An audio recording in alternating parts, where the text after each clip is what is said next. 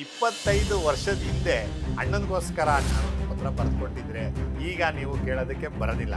ನಿಮ್ಗೆ ಒಳ್ಳೇದಾಗಂಥದ್ದು ಏನು ಕಾಣಿಸ್ತಾ ಇಲ್ಲ. ಲವ್ ಆ್ಯಂಡ್ ಅಫೆಕ್ಷನ್ 25 ವರ್ಷದ ಹಿಂದೆ ಇತ್ತು, ಈಗ ನನಗಿಲ್ಲ ಅಂತ ಅಂದರೆ ಅದು ಹೆಂಗೆ ಸಾಧ್ಯ?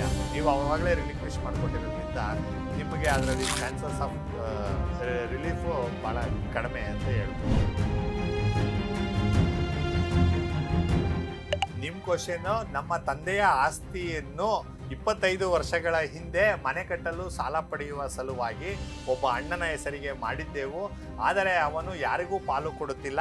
ಕಾನೂನಿನಲ್ಲಿ ಹೇಗೆ ಸರ್? ಇದಕ್ಕೇನಾದ್ರು ರಿಲೀಫ್ ಕೊಡಿ ಸರ್ ಅಂತ ಕೇಳ್ತಾ ಇದ್ದೀರಾ.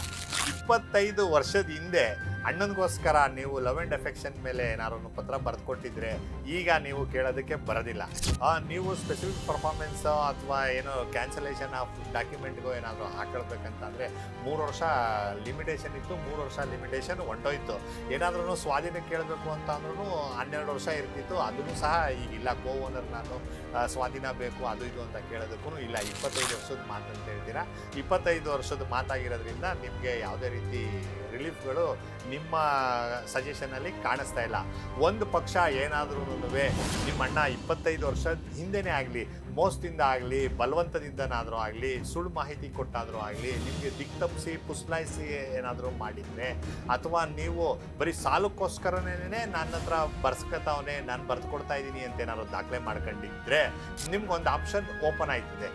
ಆಗ ನನಗೆ ಒಂದು ಕರಾರು ಮಾಡಿಕೊಟ್ಟಿದ್ರು, ಆ ಕರಾರಿನಂತೆ ನಡ್ಕೊಳ್ತಾ ಇಲ್ಲ ಇವರು ಅಂತ ಹೇಳ್ಬಿಟ್ಟು ಒಂದು ಡಿಕ್ಲರೇಷನ್ ಕೇಸೋ, ಪಾರ್ಟಿಷನ್ ಕೇಸೋ, ಮತ್ತು ರಿಕವರಿ ಕೇಸ್ಗೋ, ಮತ್ತು ಏನು ಡ್ಯಾಮೇಜಸ್ ಏನು ನಿಮಗೆ ತೊಂದರೆ ಆಗಿರ್ತದೆ ಅದಕ್ಕೆ ಕಾಂಪನ್ಸೇಷನ್ಗೋ ನೀವು ಒಂದು ದಾವೆನ ಮತ್ತು ಕ್ರಿಮಿನಲ್ ಕೇಸ್ನ ಹಾಕ್ಬೋದು. ಫೋರ್ಜರಿಗಳು ದಾಖಲೆಗಳು ಮತ್ತು ದಿಕ್ತಪ್ಸ ಅಂತ ದಾಖಲೆಗಳಿದ್ರೆ. ಅದು ಬಿಟ್ಟರೆ ನಿಮ್ಮ ಸಜೆಷನಲ್ಲಿ ಏನಂತ ನಿಮ್ಗೆ ಒಳ್ಳೇದಾಗಂಥದ್ದು ಏನು ಕಾಣಿಸ್ತಾ ಇಲ್ಲ. ಲವ್ ಆ್ಯಂಡ್ ಅಫೆಕ್ಷನ್ 25 ವರ್ಷದ ಹಿಂದೆ ಇತ್ತು, ಈಗ ನನಗಿಲ್ಲ ಅಂತ ಅಂದರೆ ಅದು ಹೆಂಗೆ ಸಾಧ್ಯ?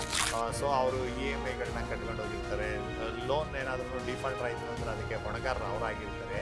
ಅವ್ರ ಫೇಸ್ ವ್ಯಾಲ್ಯೂ ಮೇಲೆ, ಅವ್ರ ಅರ್ನಿಂಗ್ ಕೆಪಾಸಿಟಿ ಮೇಲೆ ಲೋನ್ ಲೆಂಡ್ ಮಾಡಿರೋದ್ರಿಂದ, ನೀವು ಅವಾಗಲೇ ರಿಲಿಕ್ವಿಶ್ ಮಾಡಿಕೊಟ್ಟಿರೋದ್ರಿಂದ ನಿಮಗೆ ಅದರಲ್ಲಿ ಚಾನ್ಸಸ್ ಆಫ್ ರಿಲೀಫು ಭಾಳ ಕಡಿಮೆ ಅಂತ ಹೇಳ್ಬೋದು.